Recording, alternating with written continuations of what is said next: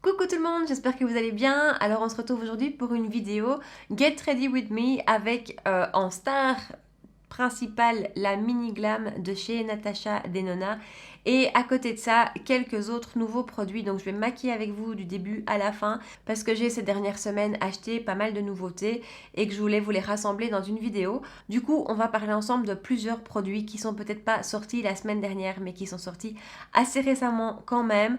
Il y en a d'autres dont j'ai envie de vous parler mais je ne sais pas tout mettre dans cette vidéo aussi, donc ça viendra aussi assez prochainement de petites nouveautés de chez Dior. Donc en attendant, on va parler de la Natasha Denona, on va faire des swatchs ensemble, on va parler fond de teint, on va parler mascara et puis d'autres choses encore que vous verrez dans la suite. Donc si tout ça vous intéresse et si vous avez envie de voir comment j'ai fait ce look-ci, eh ben restez avec moi. C'est parti. Alors comme d'hab, mes sourcils et mes paupières sont prêtes. Et on va directement attaquer avec le maquillage des yeux et donc on va utiliser aujourd'hui, et c'est vraiment un petit peu l'idée centrale de la vidéo, la nouvelle Natasha Denona Mini Glam. Alors les mini de Natasha Denona, je les aime beaucoup, vraiment j'en ai plusieurs, je les ai pas toutes mais j'en ai plusieurs et c'est toujours des palettes que j'aime beaucoup parce que je trouve que les harmonies sont très belles, je trouve que sur le coup ça fait moins mal hein, puisqu'en général on a un code promo qui passe dessus et donc le prix et voilà, est plus abordable et que la qualité des fards est souvent dans les mini très très bonne aussi, souvent aussi bonne que dans les grandes. Alors celle-ci qui est clairement dans les tons froids, si vous me connaissez un peu, vous vous imaginez que vraiment j'ai pas hésité une seconde, je me suis pas posé la question une seconde, c'est pas comme la Love qui arrive où là j'ai hésité au moins 2 secondes. Non, celle-ci vraiment j'étais sûre de la vouloir. J'aime beaucoup les teintes, la qualité des fards est là, ils sont beaux, ils sont crémeux, je vais vous faire des swatchs. Voilà les 5 swatchs de la palette. On a donc 3 lumineux et 2 mats. Les 2 mats sont vraiment d'excellente qualité. C'est des mats crémeux, des mats un peu riches comme ça, qui se marient très très bien. Et même remarque pour les crémeux, ce sont des crémeux un peu riches. Alors, il y a un mais. Il y a un mais parce que vraiment, je vous dis, je l'ai attendu, je l'ai adoré et dès que je l'ai reçu, je l'ai testé. Et je ne vous en ai pas encore parlé et je ne l'ai pas mentionné dans ma top et flop du mois parce que je voulais encore la tester. Parce qu'en fait, le premier essai que j'ai fait avec elle, eh ben, j'ai été relativement déçue. J'avais donc utilisé 4 des 5 fards ici, 2 lumineux et les 2 mats. Et tout s'était très bien passé à l'application, donc le rendu était très joli et le travail des fards est vraiment top. De ce côté-là, il n'y a rien à dire. Mais en fin de journée, j'avais l'impression d'avoir plus qu'un phare. J'exagère, mais on voyait plus du tout les dégradés que j'avais pu faire. On voyait plus du tout le travail des fards. On voyait juste, je trouve qu'il y avait plus pratiquement qu'une couleur sur ma paupière. Et ça, c'est la première fois que ça m'arrive avec Natasha Denona. Donc voilà. Du coup, je l'ai retesté une seconde fois. Et cette seconde fois, je n'ai utilisé que ce mat-ci en transition, ce qu'on va faire aujourd'hui, ce lumineux-ci sur toute la paupière et le mat ici en coin externe. Et ça s'est forcément beaucoup mieux passé puisque sur la paupière en elle-même, il n'y a pas eu de mélange de fard, mais ce fard-ci en fin de journée avait clairement, mais alors clairement perdu en intensité. Donc le côté très lumineux qu'il a à l'application est très joli. Il avait clairement perdu en intensité en fin de journée. Ce qui est moins grave que le mélange des couleurs, que ça perde en intensité, ma foi, je trouve ça relativement normal après une journée. Quoi qu'en général, avec Natacha, ça n'arrive pas. Mais le mélange des couleurs, ça m'a plus embêté. Voilà, maintenant, à voir. Je dois faire d'autres tests. J'ai pas encore eu l'occasion d'en faire d'autres. On va en faire un là maintenant, mais on ne pourra pas se rendre compte tout de suite. Mais voilà, pour moi, est-ce que peut-être que les teintes sont un peu trop proches les unes des autres et que donc on perd un peu cet effet dégradé? Je ne sais pas. Il n'empêche que en avant, je prends mon pinceau 221 de chez Zoeva et du coup, je viens chercher cette teinte-ci en couleur de transition. Alors, on dirait vraiment un, un beige comme ça dans la palette, mais sur la paupière, je trouve qu'il ressort un peu plus beige jaune, on va dire. On va dire ça comme ça. C'est clairement une palette de ton froid, que les sous-tons de chaque fard sont froids. Moi perso, j'adore ça. Alors l'application par contre c'est un charme, hein. C'est comme toutes les Natasha Denona, ça s'applique super bien. Cette teinte-ci n'est pas trop poudreuse. J'ai réutilisé ce matin la Biba de Natasha et là par exemple les fards sont très poudreux, en tout cas certains sont très poudreux. Ensuite je vais venir utiliser cette teinte-ci que je vais mettre sur toute la paupière mobile. Je viens au doigt. Et alors là vraiment... C'est comme tous les tous ces fards lumineux de chez Natasha Denona qui sont crémeux à souhait. C'est un très beau bronze. Ce que j'aimais avec cette palette, c'est que c'était vraiment une palette qu'on allait pouvoir utiliser tous les jours parce que c'est vraiment des couleurs super faciles à porter. Maintenant, je vous dis, j'ai eu cette petite déception. C'est pas la fin du monde, c'est pas grave, mais par rapport à la marque et à toutes les autres palettes de la marque que j'ai pu tester, ben voilà, ça m'était jamais arrivé. Ensuite, pinceau 232 de chez Zoeva et je viens prendre la couleur la plus foncée et je vais venir la mettre, vous l'aurez deviné, en coin externe. Voilà, et ensuite je vais venir prendre la teinte la plus claire qui est vraiment cette couleur en plus, elle est magnifique, c'est un champagne un peu rosé et je viens la mettre vraiment sur le centre pour apporter de la lumière. Voilà, et comme d'habitude, on met les yeux entre parenthèses, on finira ça après. Ensuite, la base, je vous en ai parlé dans mes tops du mois. Il y a plusieurs produits dont je vous ai parlé dans mes tops qui sont dans la vidéo du jour. Certains parce que ce sont des nouveautés que j'ai eu envie de tester, d'autres parce que ce sont des nouveautés parce que je vous prépare des vidéos. Alors, cette base est fantastique. Donc, vous l'aurez entendu, elle pétille. C'est vraiment ça. Elle sent très très bon. Petit point plus. Elle est teintée et donc je trouve qu'elle a un petit côté perfecteur. Elle a un côté qui floute un petit peu les pores. C'est pas la base la plus floutante que je peux avoir, mais néanmoins elle fait un peu le job. Et alors qu'est-ce qu'elle est agréable. Mais qu'est-ce qu'elle est agréable à appliquer. Elle est toute fraîche. Elle a vraiment un effet rafraîchissant. Je trouve que c'est peut-être ce que je préfère. Dans cette base, c'est son côté rafraîchissant. Et cerise sur le gâteau, elle contrôle un petit peu ma production de sébum. Et ça, c'est pas pour me déplaire. Donc cette base est un énorme hit. Merci à Gabrielle qui nous bassine avec ça depuis des mois. Mais ça en vaut la peine, cette base est juste magnifique. Ensuite, passons au fond de teint. Je vous en ai un petit peu parlé aussi dans ma vidéo top, mais il n'était pas dedans. Donc c'est le dernier de chez Bourjois, le Always Fabulous. C'est plus tout à fait une nouveauté, hein. Il est quand même sorti courant décembre, à mon avis, voire fin novembre. Je l'ai testé à ce moment-là, mais j'ai pas eu l'occasion de vous en parler. Et c'est un fond de teint qui certains jours m'enchante, d'autres jours me fait galérer. Je sais pas pourquoi. Voilà, il y a des jours ça se passe super bien, et puis il y a des jours c'est une catastrophe, il fait plein de démarcations. Non, catastrophe, j'exagère. Il y a des jours c'est moins sympa, il fait des démarcations et ce genre de choses. Alors, je préfère l'appliquer à l'éponge, après l'avoir essayé de toutes les manières. Bon, il est un peu clair, hein, mais vous allez voir que ça va aller par la suite. Et voilà, c'est un de ces jours où je trouve le résultat pas terrible. Je le tapote depuis 10 minutes et je trouve qu'il reste en surface. Je sais pas si vous voyez ce que je veux dire, mais je trouve qu'il reste en surface. Je le vois vraiment. Et ça j'aime pas et je sais pas pourquoi. J'ai pas ça à chaque fois. J'ai ça une fois sur deux. Mais et alors c'est peu importe la base que j'essaye parce que j'ai essayé avec plein de bases différentes et il y a des jours ça va. Il y a des jours ça va pas. Voilà, bref, vous l'aurez compris, je suis un petit peu mitigée. Les premiers jours, je l'aimais beaucoup et en fait, à force d'emploi, je suis assez mitigée.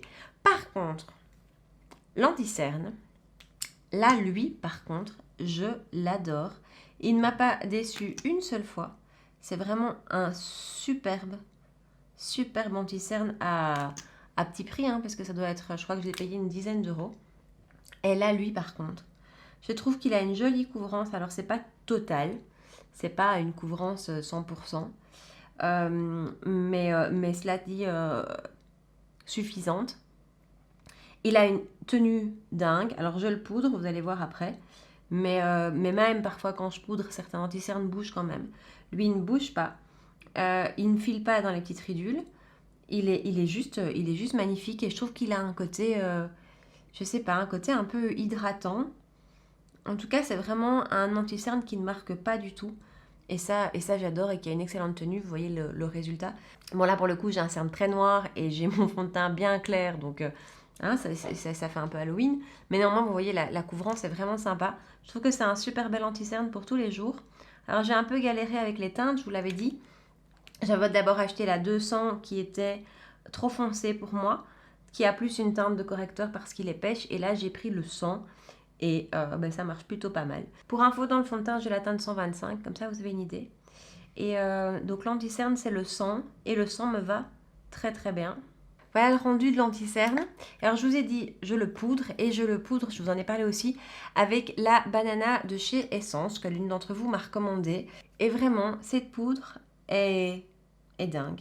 Alors bien sûr, il faut poudrer tout de suite après avoir appliqué l'anti-cerne. On ne lui laisse pas le temps de filer, sinon on va le fixer dans les plis. Mais juste, c'est dingue. Elle n'assèche pas du tout. Et alors, l'anti-cerne tient de fou. J'utilise presque plus que ça comme poudre pour fixer le dessous de mes yeux. Donc, je l'adore. On va finir les yeux. On reprend la palette et on reprend la teinte la plus claire avec un petit crayon boule comme ça. C'est le JH39 de chez Morphe. Et là, j'y vais gaiement en ras de cils.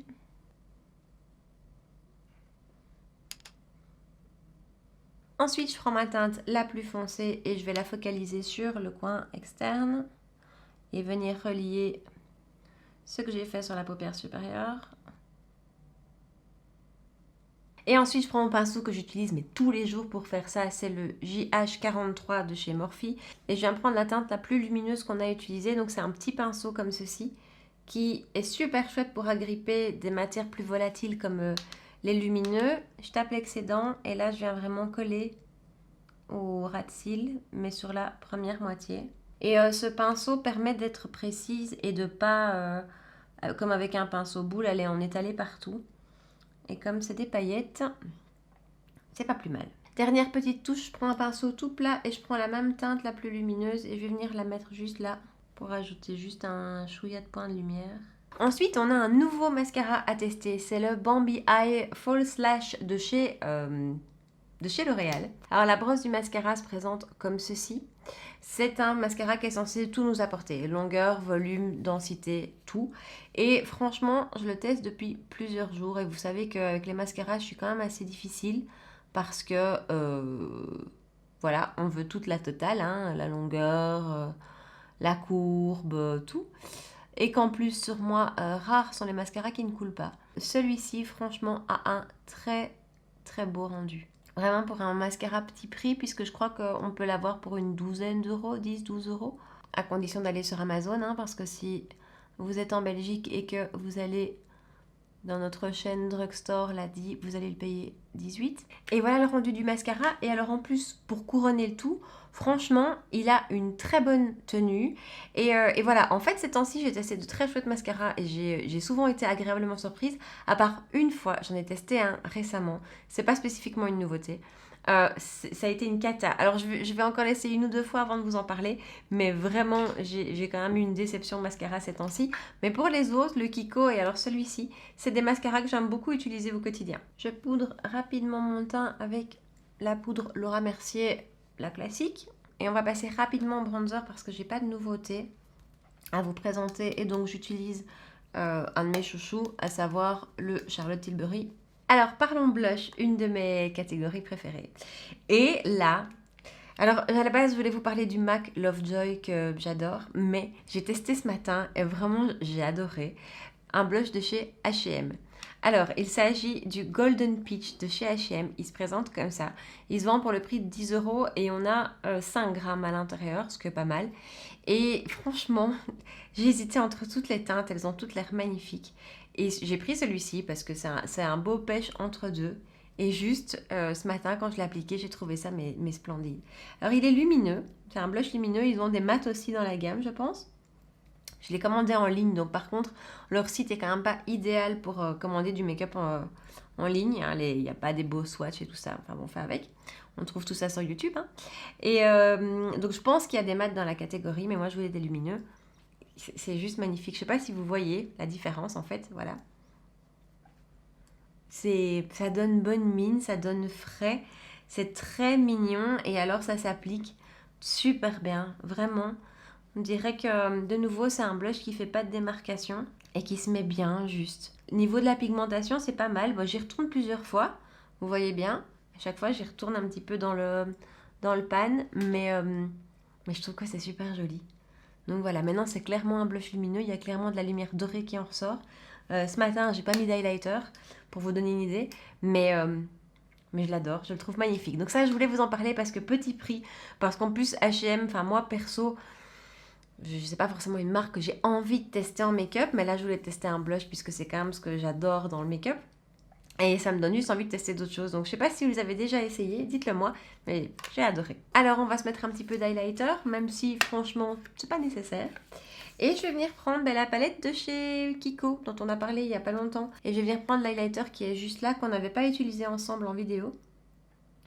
Le Golden View, alors ils sont très poudreux.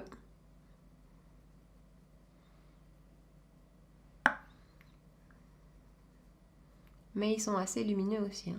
En fait, je vous avais dit que j'avais peur que ce soit trop foncé pour moi, mais ça va. C'est assez joli, hein. C'est vraiment assez joli comme lumière. Et c'est pas du tout trop foncé, en fait. C'est hyper beau. C'est bling, hein. Mais il est très très beau. Son seul bémol, c'est qu'il est assez poudreux. Et il ne nous reste plus qu'à faire les lèvres. Et pour le rouge à lèvres que je vais utiliser, je veux faire un contour. Et pour ça, j'utilise mon crayon de chez Milani. C'est la teinte 04 All Natural et c'est les Color Statement Lip Liner True Instant Color. Voilà, et le rouge à lèvres en question, c'est un rouge à lèvres de la formule Kissing de chez Charlotte Tilbury que j'ai en teinte Hepburn Honey, que je vais vous swatcher. Je vous l'ai déjà swatché dans mes favoris. Voilà, je vous l'ai swatché là. Il a vraiment une teinte miel, en fait. Il a vraiment une teinte miel, limite orange. Quand je l'ai reçu, je me suis dit, ça va pas le faire. Et en fait, ça le fait très bien. C'est un rouge à lèvres que j'adore utiliser. Que j'adore utiliser dès que j'en veux un nude. Mais que j'ai envie d'un nude peut-être un peu plus froid. Je sais pas. Et en fait, je trouve qu'il se marie très très bien à condition d'avoir fait le contour. Sinon, c'est vrai que je peux avoir tendance à avoir un petit peu un air malade qui ressort. Mais comme ça, je l'adore. La formulation Kissing est hyper agréable. C'est incroyable, ça tient pas mal pour un rouge à lèvres crémeux, vraiment ça tient pas mal et c'est hyper agréable à porter.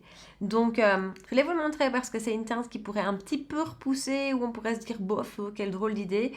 Eh ben non, une fois portée, moi perso, je trouve que c'est assez joli. Et du coup, voilà pour mon look final avec ces quelques nouveautés autour de la palette Mini Glam de chez Natasha Denona. Alors j'aime beaucoup le rendu du make-up que j'ai fait aujourd'hui, il n'y a rien à dire là-dessus, c'est une très jolie palette. Maintenant, vous l'aurez compris, c'est pas ma préférée.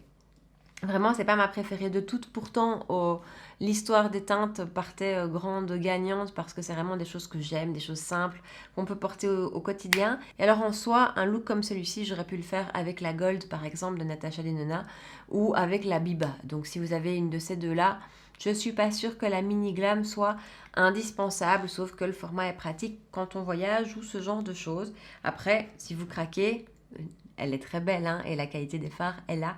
Mais moi, c'est pas ma préférée. Je trouve que l'intensité des fards diminue au cours de la journée. Et je vous ai dit, je trouve qu'en fin de journée, tout se mélange de manière un peu pas super harmonieuse.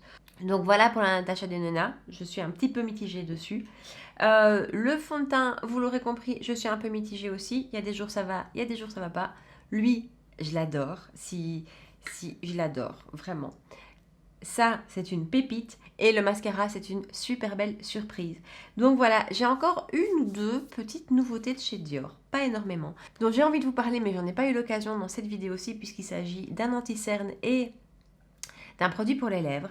Mais ça viendra dans les toutes prochaines vidéos qui arrivent parce que là aussi, on tient des super belles choses. Mais ici, d'abord, je voulais faire le combo anti-cerne fond de teint. Et puis en plus, il est sorti il y a tellement longtemps que j'avais quand même envie de vous en parler au cas où. Donc voilà, j'espère que le look final vous plaît. J'espère que la vidéo vous a intéressé. N'oubliez pas de me dire dans les commentaires si vous avez testé certains de ces produits dont je vous parle aujourd'hui. Si vous avez testé la Natasha Denona, est-ce que vous avez eu le même souci que moi ou pas?